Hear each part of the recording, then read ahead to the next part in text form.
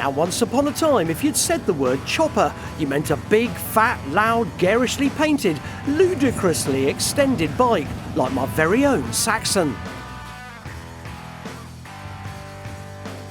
In their heyday, choppers like this were the glam rockers of the bike world, big, brash and bold.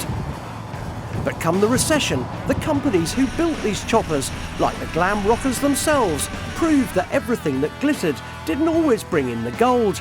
Nearly every chopper builder went to the wall, but before you get your hankies out,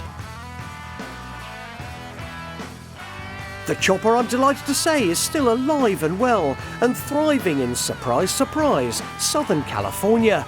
And even better, the man who is leading the revival is English. His name is Russell Mitchell, and I've come to meet him at his home in the heart of the Santa Monica Mountains. This particular house, I've lived here 3 years now. America, I've been here 25 years. Living the American dream or what? It's stunning. Yeah, no, I gotta say, I've been very, very fortunate, and America's been good to me. Yeah, it could do with a view though, eh? Do you know what I mean? You know, we struggle on, you know, we struggle on. It may not be the Cotswolds, but it's what we've got to work with. It's stunning. In case you're wondering about his accent, Russell hails from Stroud and got to LA via a very unusual route. Used to be a vet, worked in London as a veterinarian. On the side, I did some modelling jobs, and as a result of that, I got mixed up with an agency that tied in with LA Models. They offered me a 6-month visa if I wanted to come over. This was 1990. London was in a massive recession. My mortgage in Tottenham was about 18%. I came over here, took one look at the weather and the girls and said, you know what? I think I'll stay for a while.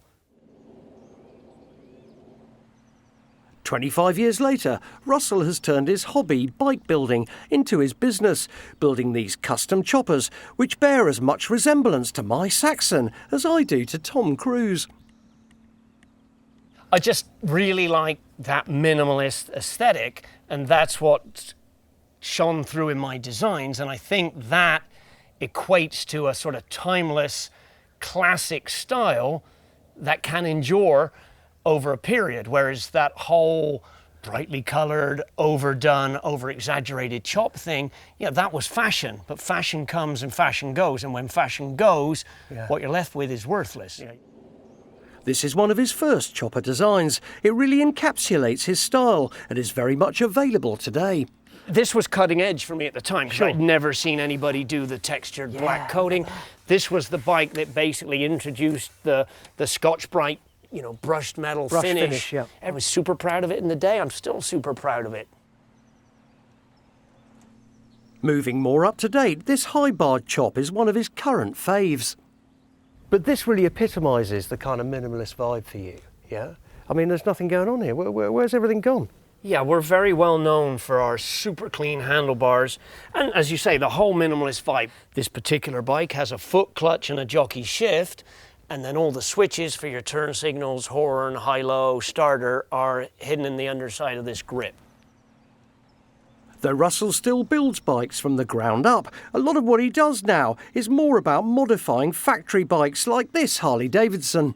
We are now also focusing on the customization of stock bikes, and I think slowly but surely that's where it's going to go. Isn't that interesting though, because your business is going, mainly because of political reasons and the outlawing of frames, etc., or ground up builds, that now really the only thing that people can do is modify a bike in a shed. So consequently, there is the bike shed situation going on, yeah, with the sort of $500 wreckers that people are putting an angle grinder to.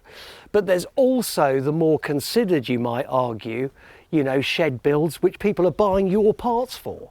So kinda, you're yet again on the crest of this wave. Hang on a sec, perhaps we should have a chat, mate. I might get a few business ideas. All I can say now is, can I come and ride some of your bikes? Of course you can, man. I'll just get me lid. There you go, exactly. I need a lid here, don't I? I'm afraid you do now. When I came, you didn't. Though I'm not so sure about Russell's haircut, I certainly love his bikes.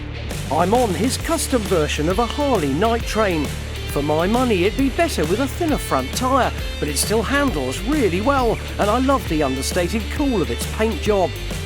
I'd never get rid of me Saxon, we're bonded for life, or swap the Cotswolds for California. But if being an exile is like riding an exile chopper, then as my first girlfriend used to say, there are compensations.